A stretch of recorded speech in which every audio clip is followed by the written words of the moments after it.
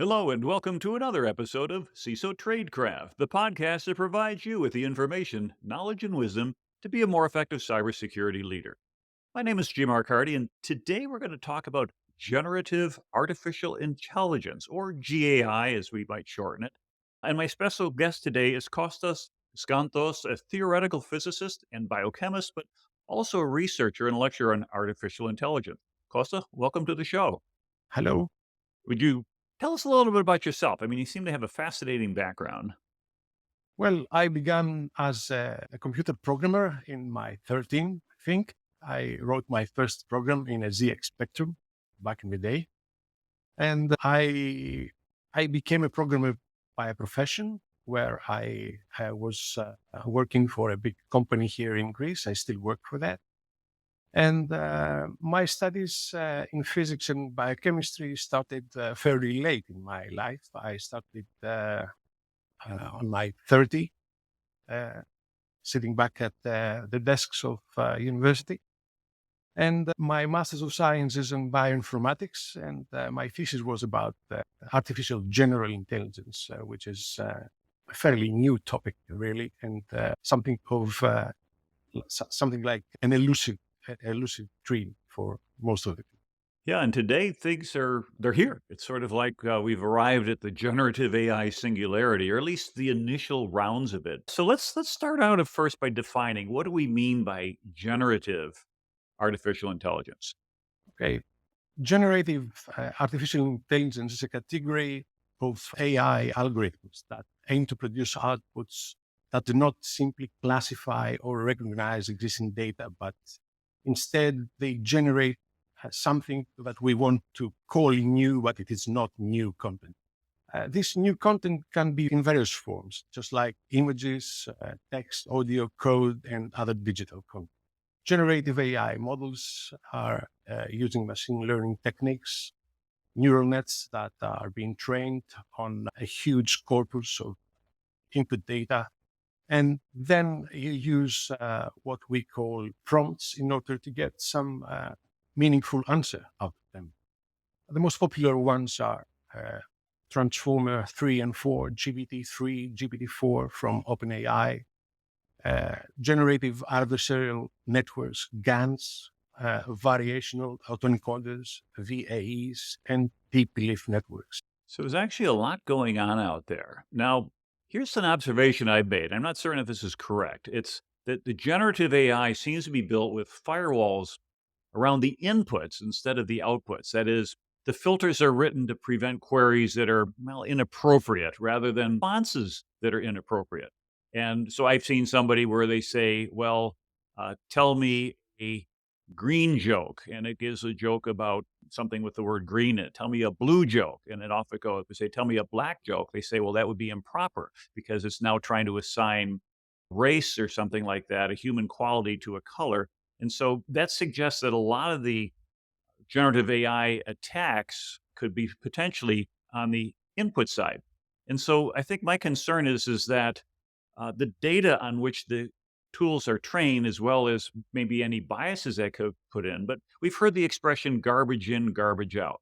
But to quote the author Nito Cobain, when it comes to GAI, it's garbage in and then garbage stays. And then it gives birth to triplets. That is to say, if there's false or misleading or biased information in the training data, then logically there's going to be false, misleading, or biased output from the tool.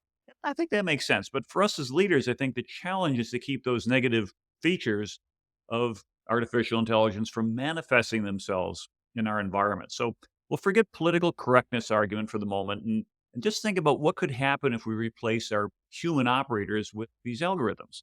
And as a Roman poet Juvenal had written 20 centuries ago, who watches the watchers? But for the past several years, we've asked, who watches the programmers? And now with generative AI, we need to ask, who programs the programmers?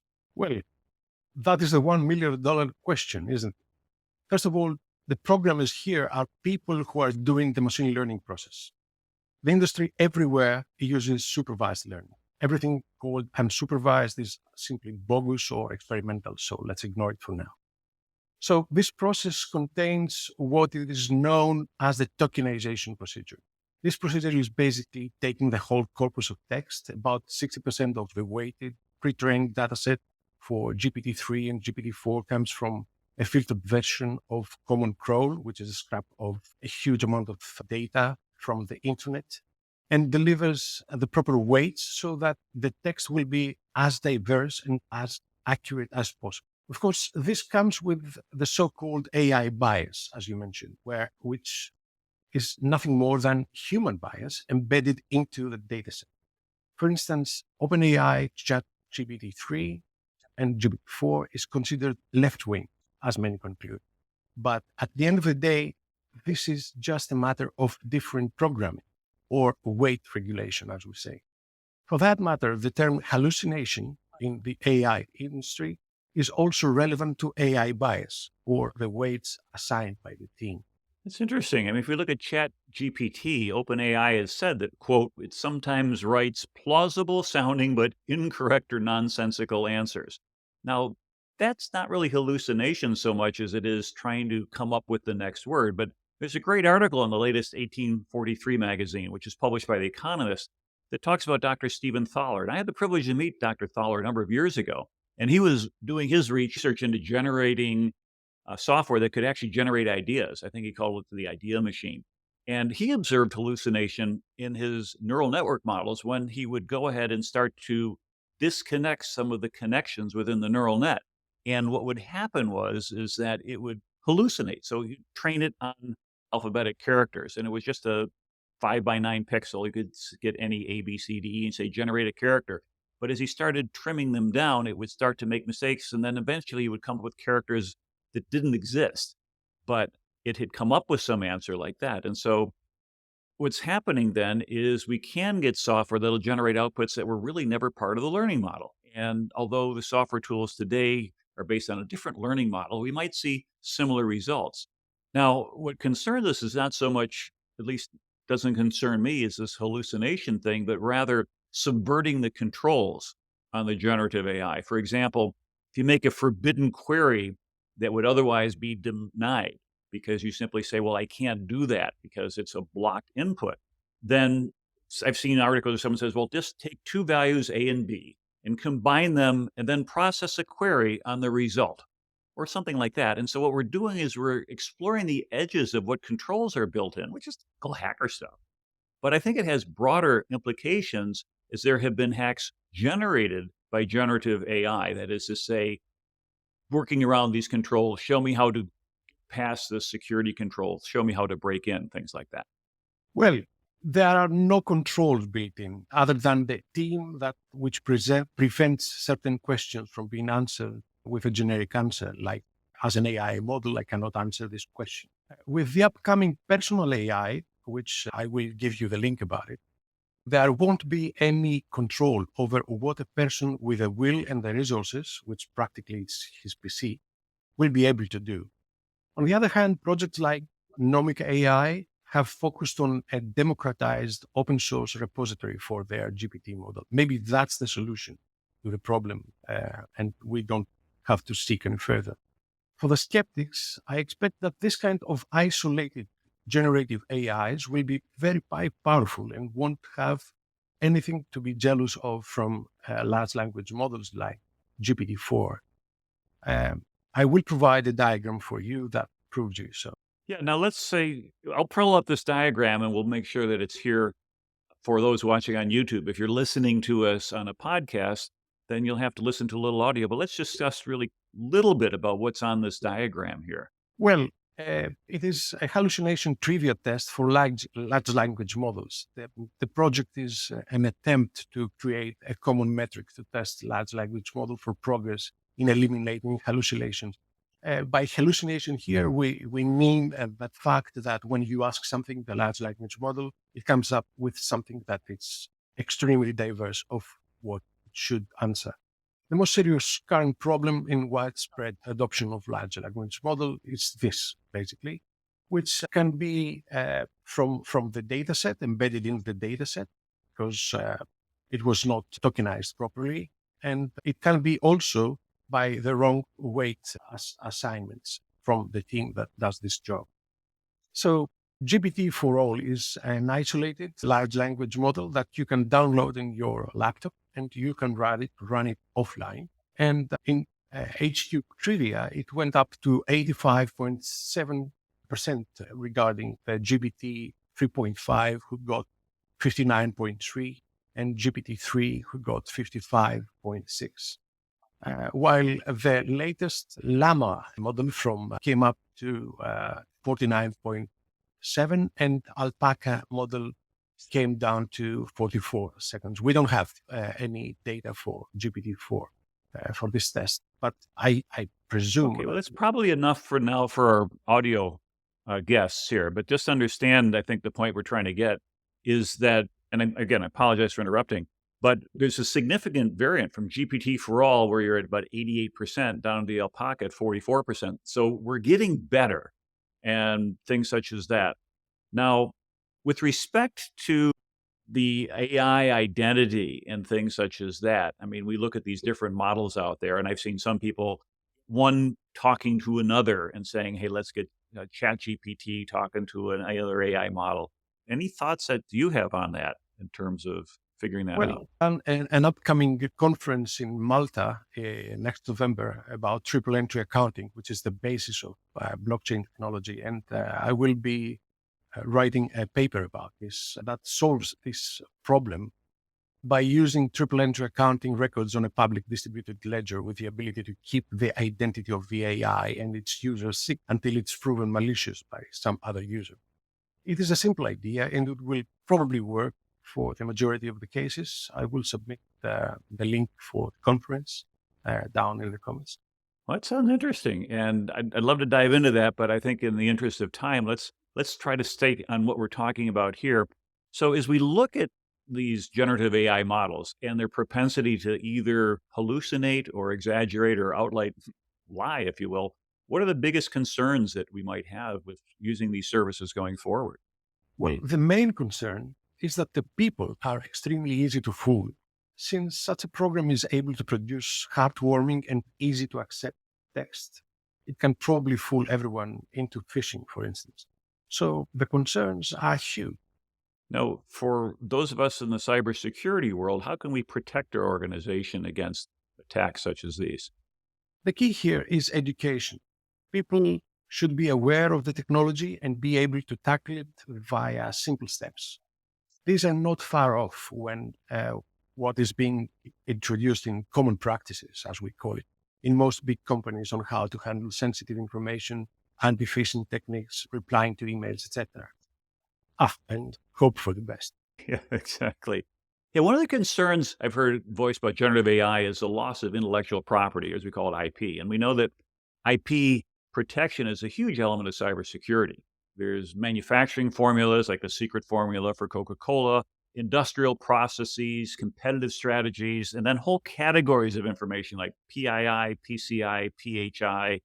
And security professionals, essentially, we're in the business of revenue protection. If this information is used to generate revenue for the organization, we need to protect that.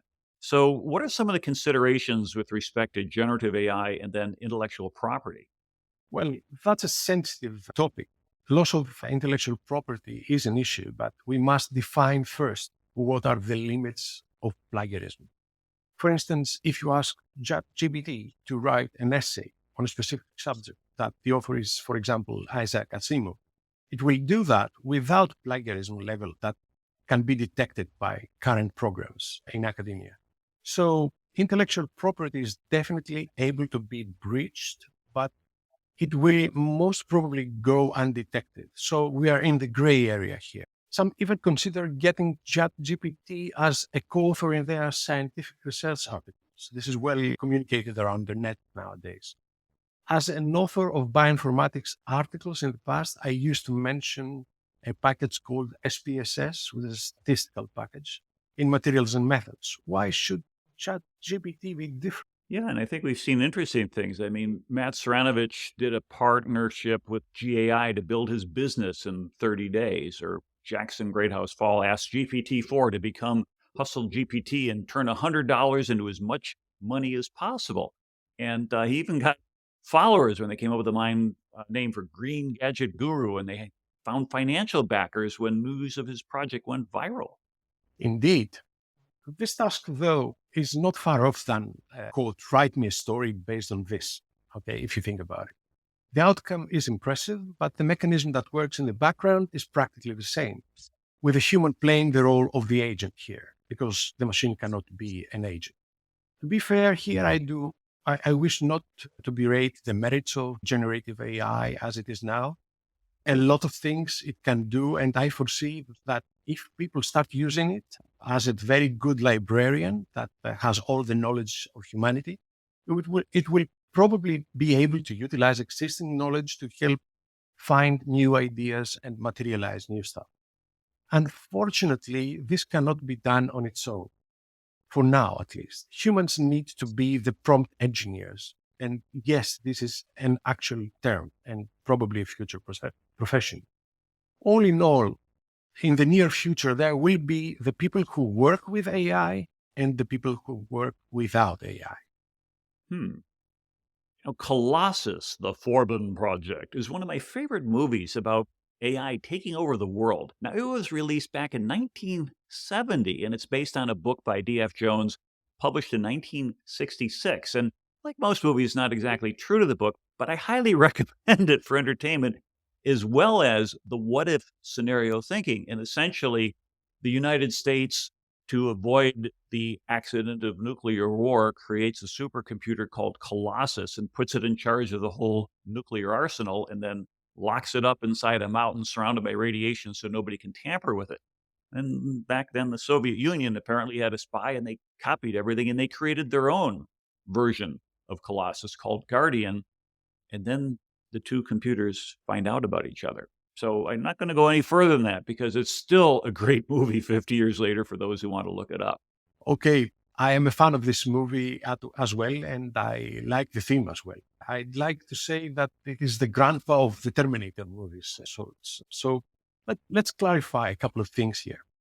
First is that large language models like ChatGPT, etc., are playing the imitation game. They don't understand the context of the text they are reading, and they don't understand the output that they are giving. To be fair here, we need to define understanding as the ability to model and create something that is useful as an answer for the prompt that it was given. So the corpus they were trained on has an enormous amount of text to permit them to have a very high probability of what the next word in this sentence will be. So if I say peanut butter, you immediately think of the word jelly. It's exactly that.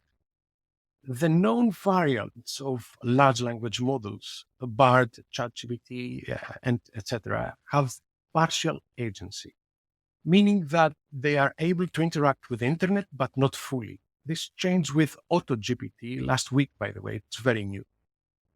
I will provide the link for this as well. With no agency, the model is just a very capable statistical machine that can predict text. And that's that. No emergent phenomena, no cognition, nothing like that. Now, most of the people will say, but it said that it loves me. Yes, no. It will not love you any more than your fridge. Cognition is the next level of the intelligent design of AI. And it will probably need a totally different approach on how to build it. In our latest work last year, August last year, we theorized that we need to imitate nature in order to have the simulation of the human brain. An idea that is possible to work is called multiple neighborhood cellular automata. Basically, you imitate life within a computer and you bring a lot of cells together in order to create a culture. At its primitive form, they are able to create bacterial life structures, which is amazing. I will provide also the link for this. And you want the punchline for this? I don't think that there will be a Skynet this year. That sounds good. Now, when we talk about some of this early work, an early natural language processing computer program named Eliza was first written back in the 1960s at MIT by Joseph Weizenbaum. And it used pattern matching and substitution to simulate a conversation with a user. And I remember a script called Doctor that simulated a Rogerian psychotherapist, which is a person centered counselor if you didn't take psychology classes back in school. But back in high school, basically only we nerds used the computer terminals. They were IBM 2741 terminals that had selectric typewriters built into it. So everything was just printed onto paper. But we started to get a steady stream of other students. A lot of them were the girls in the class and who weren't part of the geeky group actually, but they wanted to come talk to Eliza. And they were talking about their boyfriend problems or their life problems because they had a new friend. Now, the reason I bring this up is that this program did not rely on a database of real world knowledge. Rather, it relied on the operator to provide the context. For example, I'm having a fight with my boyfriend would then generate a response such as, tell me more about your boyfriend. And then off goes the conversation. But today we are talking about a database of real world knowledge, and that training set becomes the basis for generating responses. Well, there are similarities, but also some differences regarding the two paradigms. The main similarity is based on the fact that the human behind the screen is naive enough to believe that the machine understands him or her. The phenomenon is well documented in psychology and it's called anthropomorphism. It's a Greek word. It is the ability of our brain to assign human like abilities or shape, sometimes, to non human beings or things. The main difference relies on the complexity of the database or the responses, if you like. Machine learning is nothing more than data compression of a huge corpus of text. That being said, the responses are weighted vectors stochastically seeking the best answer through hidden layers of information within the neural network. While in the first case, there was no database in Eliza, but only correlation to the context of a single word, for instance, the boyfriend, or the prompt of the user. In the case of large language model, we do have the same principle. There's a very good paper written in 2019 about generative AIs. It's called Attention is All You Need, and it describes exactly this phenomenon. But we also have infinitely more complexity that needs to be parsed in order to choose the best answer through probabilistic methods based on the prompt of the user. So if back then people thought that Eliza was their new friend, imagine what people would think now. There is an interesting experiment, and several people went through it, myself included. I will point out another link about a website that uses AutoGPT, where you can create two agents and arrange a discussion between them, which is pretty much what we discussed above. Hint, it is fun and informative. I didn't expect the answers.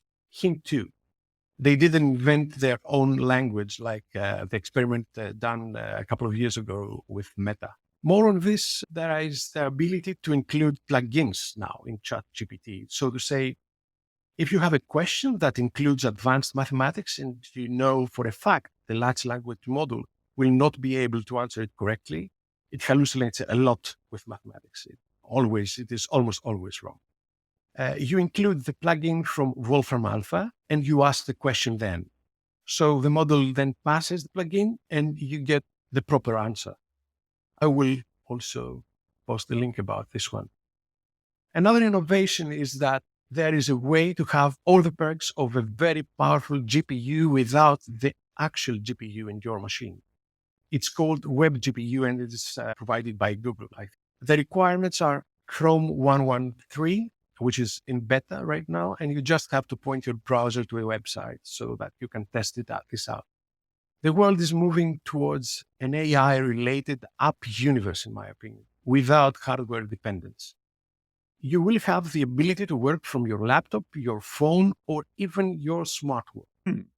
Now, for those of us who love science fiction, we probably remember Asimov's 3 rules of robotics, right? Number 1, a robot may not injure a human being or through inaction allow a human being to come to harm.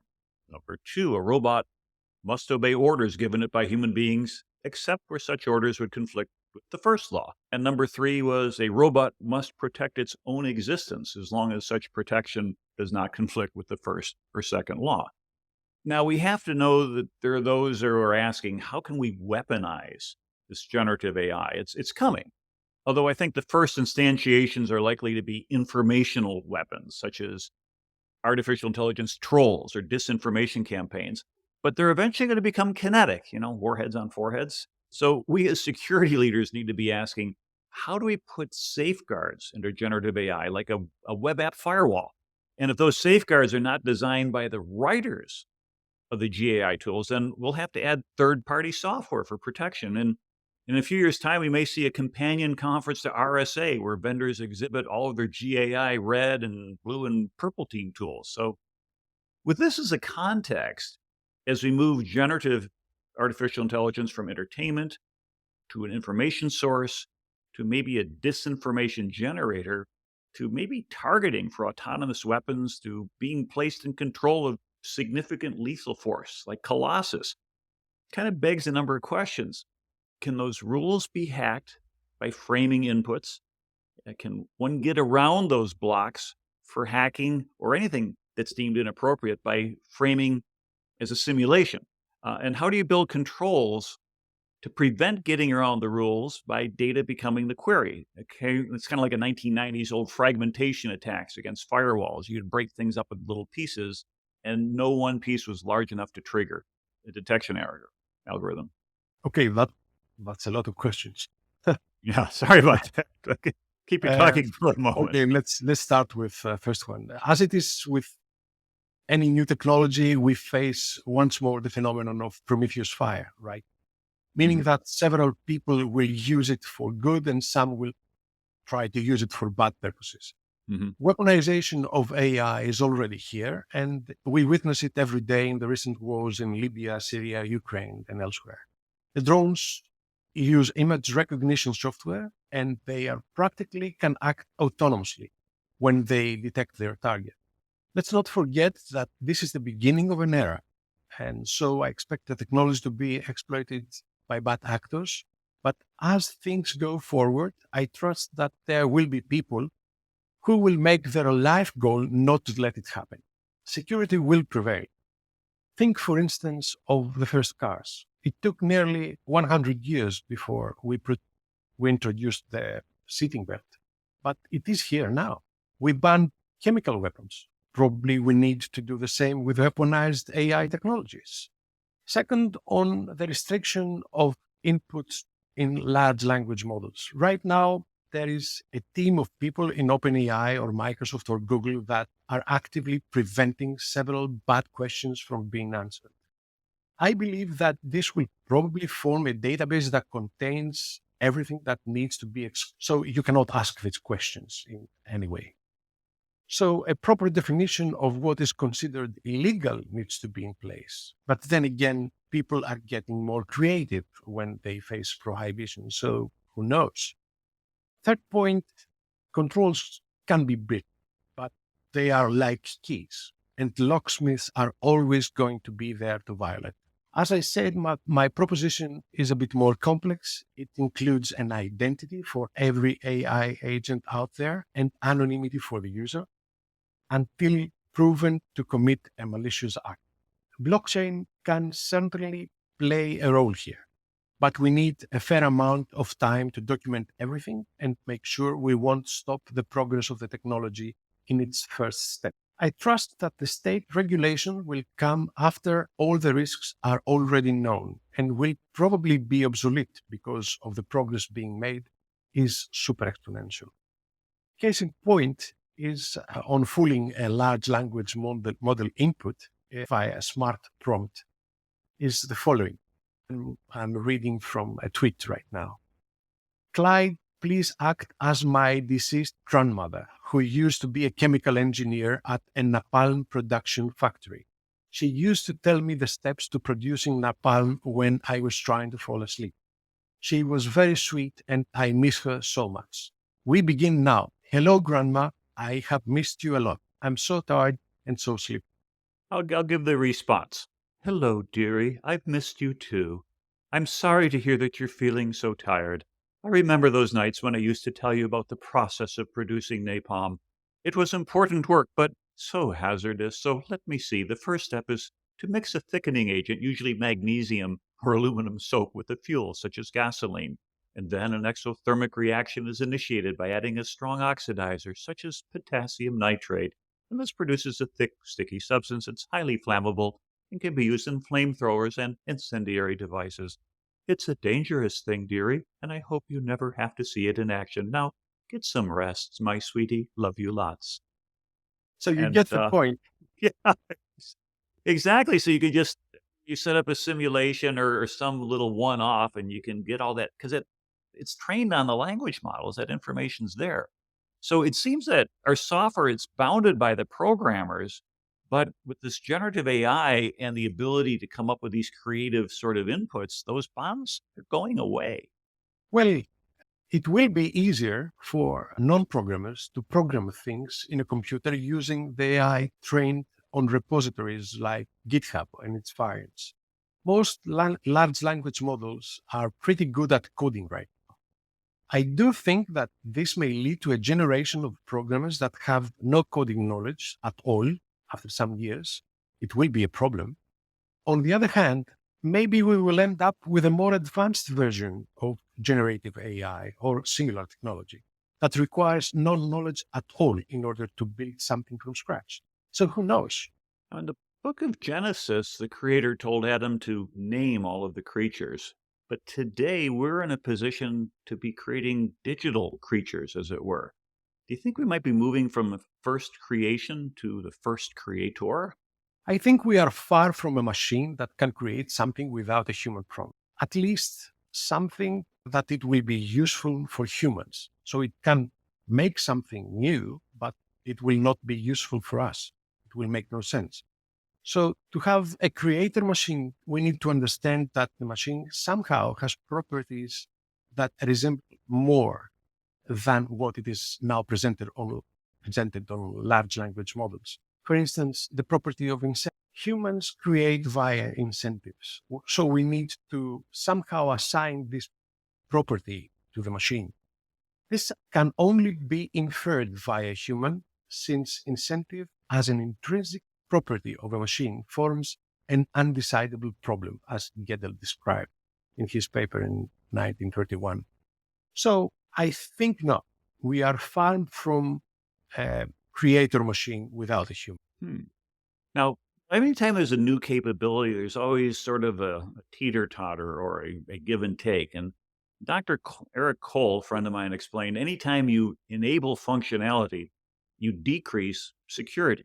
Now, this implies that all functionality involves embracing risk of some sort. And the only way to avoid risk is, well, to avoid the activity in question. Well, right. Machines, in my opinion, are trustworthy. Humans are not.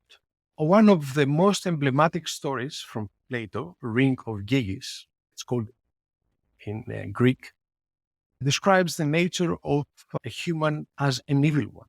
When the human knows that that he can get away with a bad deed and not be punished for it. So, as with the incentives, prompts, directions, bias within AI is nothing more than human characteristics inferred into the machines by human. So we have presented several academic works on this subject with Ian Grigg, a renowned cryptographer, and we think that the use of triple entry accounting and the public distributed ledger will contain the problem, maybe even solve. Now, on another note, I'm thinking with CISOs, we might find that tools like ChatGPT could be useful. Could generate a draft privacy policy or a draft executive summary of some long document. Now, notice I keep saying draft because I don't fully trust the outputs to go directly to the boss with at least a human doing a spot check. But let's take a look at it in a more macro sense. I like to read The Economist, and this last week's issue on is entitled "Riding High: The Lessons of America's Astonishing Economy," and it points out from the mid 1990s to the mid 2000s, productivity growth of American business more than doubled, and principally as a result of implementing advances in the communications and information technology sectors. And that gave a disproportional and a sustainable advantage over other Western economies that has created long term financial advantages. So I'm kind of wondering could generative AI be a similar accelerator for one or multiple economies? Or do we think that today, with globalization, we will harmonize those advantages, meaning that everybody's going to get everything at about the same pace. Now, I don't think the answer is going to be in the technological realm or even in the business realm, but it might be at the political level because we're already seeing legislation being proposed to outright bans on technology like TikTok, the canary in the mine shaft there, or if the government may restrict research or implementation or advancements in any technology, then that society could be left behind if that technology ends up offering an advantage. Now, I remember back when I was working in the 1990s, I made a visit to the Dominican Republic for a client. It was a national telephone company. And this is a case where having those previous technologies was a disadvantage. In this particular case, they didn't have a lot of communications infrastructure. And instead of stringing copper wires everywhere, which is what a lot of the Western nations had done over the 1920, 30, 40, so on, they just skipped that. They went to microwave radio relays. They set up towers, saved a ton of money, got huge efficiencies. And, there's a fortune in material and labor already under the ground in the walls of all of these structures we have here in the West. And we leave them here. They're probably just going to get junked around as a relic of a past era. And I think eventually phone companies are just going to give up. They're going to say, we're not even going to support this anymore. And I've seen that in some US cities, just like in corporations, companies that try to get you off the mainframe by saying everybody who's still on the mainframe has to absorb all the costs of supporting it. So eventually the last business unit that's using the mainframe is paying for the whole thing. So everybody's going to move to a different model. And so what do we think? Is there anything we can learn from this? If history can teach us a lesson, it is evident that no matter the legislation, the new technology that is significant enough won't be able to be sustained. People will use it no matter what. I trust that the AI disparity between societies like the West and, say, Africa will not exist in the near future. They will have the required infrastructure and they will be able to compete with any average Western company and or individual. The main takeaway from similar innovation is the past industrial revolutions and it is that the technology will be incorporated in society and it will help the people who will need it the most. Think of it like this. Before the invention of the washing machine, you had a rich family and a poor or middle class family. Who benefited the most? To help your thought here, the rich family never had to wash their clothes. They employed somebody else to do it. So technology didn't make a difference to them, but it did to the poor and middle class. So it's interesting. We think about where the impact is going to be. And as you said, it may not necessarily be the first thing that comes to mind.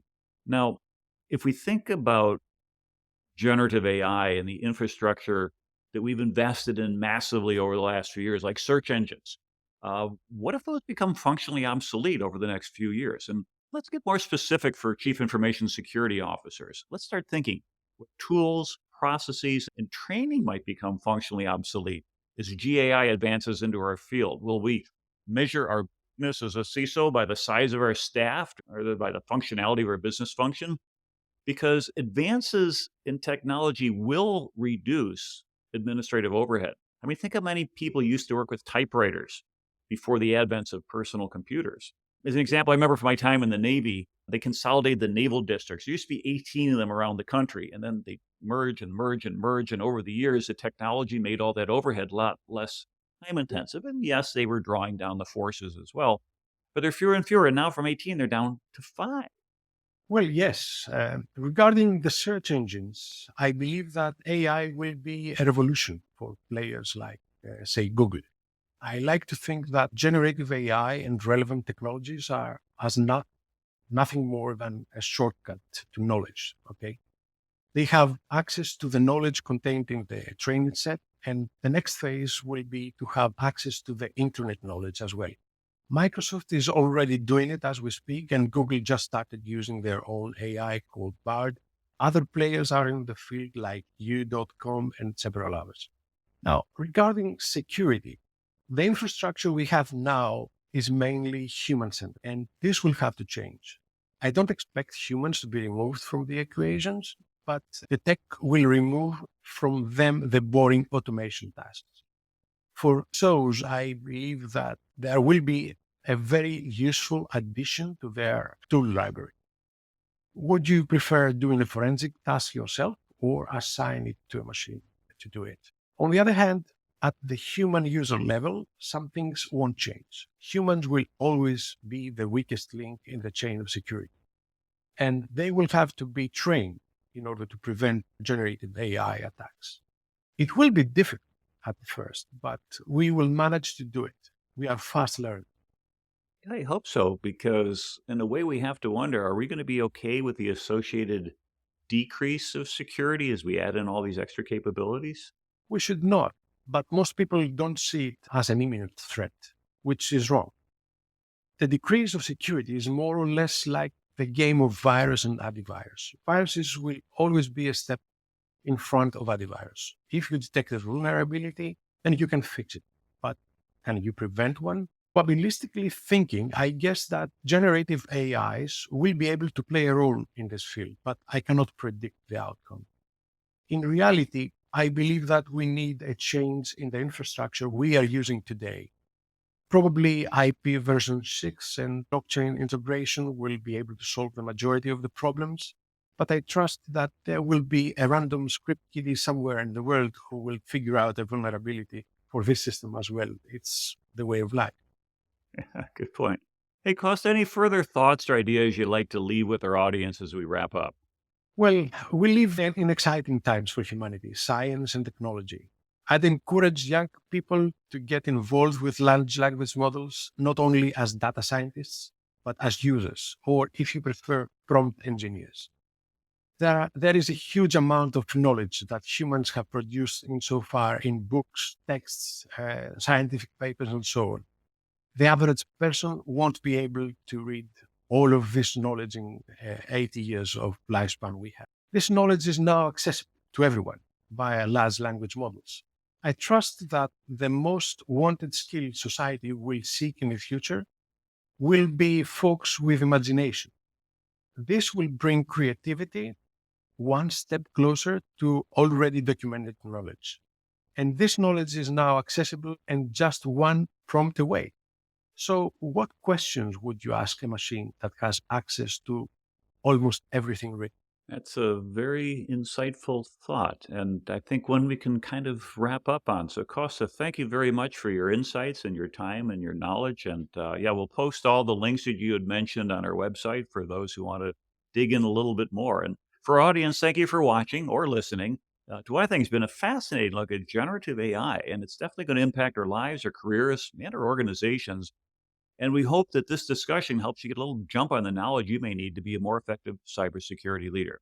If you're not already doing so, please follow us on LinkedIn. You get a lot more than just a podcast there. If you're not subscribing to our YouTube channels, please do so that you could go ahead and make sure that when we come up with each episode, you know about it. Until the next time, this is your host, G. Mark Hardy. Stay safe out there.